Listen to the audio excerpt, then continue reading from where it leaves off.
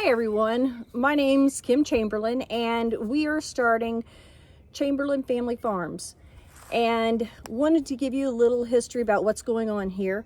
This piece of property here that we're on is almost 12 acres and it has been in my family since 1839. It is the only original piece of property that's been family owned during that time. I grew up with a farm family, but a lot of that has been sold off and everything. So this here, we are going to try to turn into a family farm.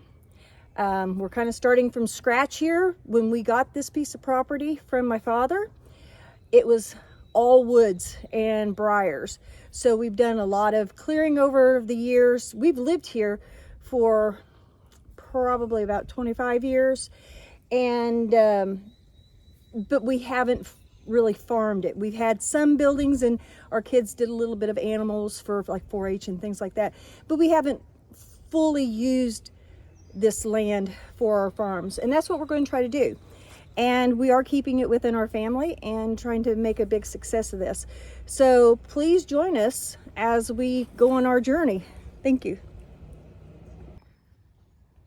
I'm Phil Chamberlain with Chamberlin Family Farms, and today I'm putting up the fence.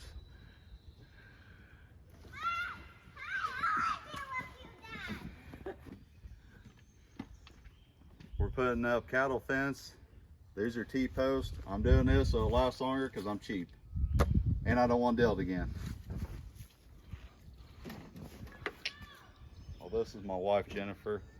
There's my father Phil, and the one recording is my mother. This is a fence post driver. This is a T-post. I'm gonna drive it into the ground right to the top of this, and then I'm gonna stop and then go to the next one.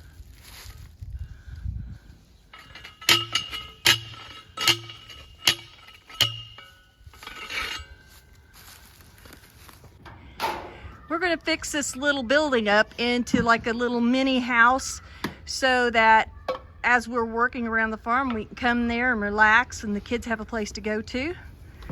My husband, he's cutting up some of the boards now, and that's my son Philip, and he's getting ready to go cut something down.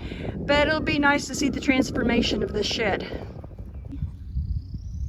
I'm Jennifer with the Chamberlin Family Farms, and we're going to plant some broccoli today.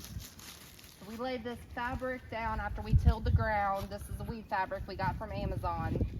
And so these are the broccoli plants that I started in my greenhouse. And they are a cold weather crop and can go, the temperature can go down to 26 degrees Fahrenheit at night for these to still be okay. So we're going to go ahead and start planting rows of these today, and I have several, but I just have a few out right now.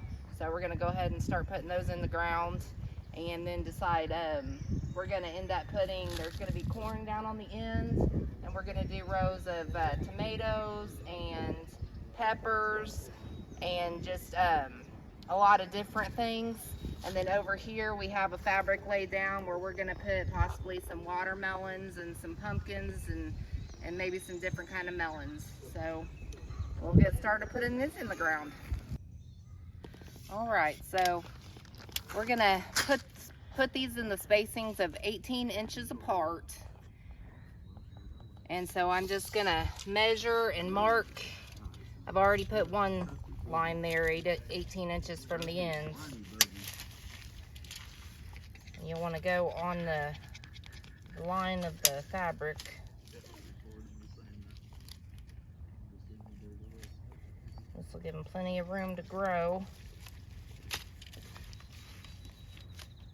So I'll just make a few to start with. Those lines make it pretty convenient, don't they? Yes. Keep your rows straight.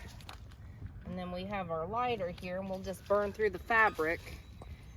And then we have our auger bits to make our holes.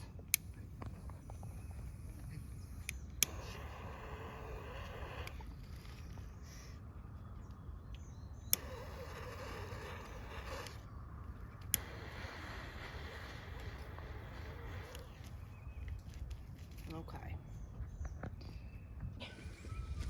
So I went ahead and I just made the holes bigger. And so now we're gonna go ahead and drill down our holes with the auger bit.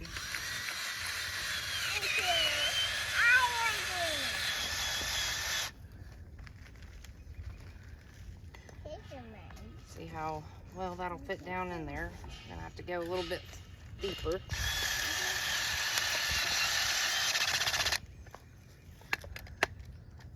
Okay. It fell off. Okay.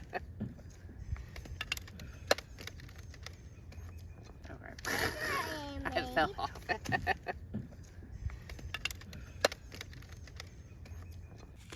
So this ground has not been tilled or planted before, so we're going to be dealing with a lot of roots and different things because we did cut down some trees and do some different things here.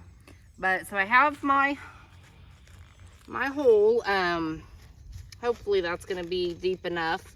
And whenever I transplanted these into these cups from the seedling trays, I did put some rabbit manure down in the bottom, which has made them really, has fertilized them really well and made them actually do really, really well.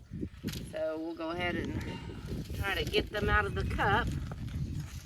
I want to make sure that I get that manure, or that fertilizer manure down in, and you can kind of see where it's impacted into the soil. And I'll just, Got a lot of good roots there. it does have a lot of good roots. So I'm just going to tap it apart a little bit there. And set it down into the ground. I want help. This is my daughter Reagan, and she likes to help with everything.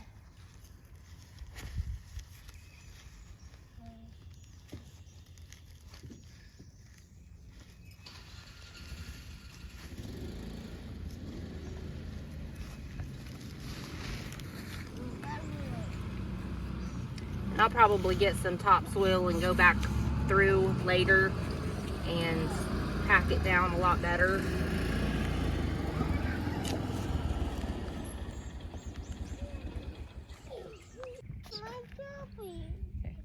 Okay, so I have 4 of them planted, and then I just put some topsoil around the top, and then there's some in the bottom as well, because there's a lot of clay in Indiana soil. So, and then I have my cup of rabbit manure, and I'm just gonna sprinkle a little bit down in the bottom of each hole before I plant it. And so I have a few more plants in here, and we'll just keep going down the row.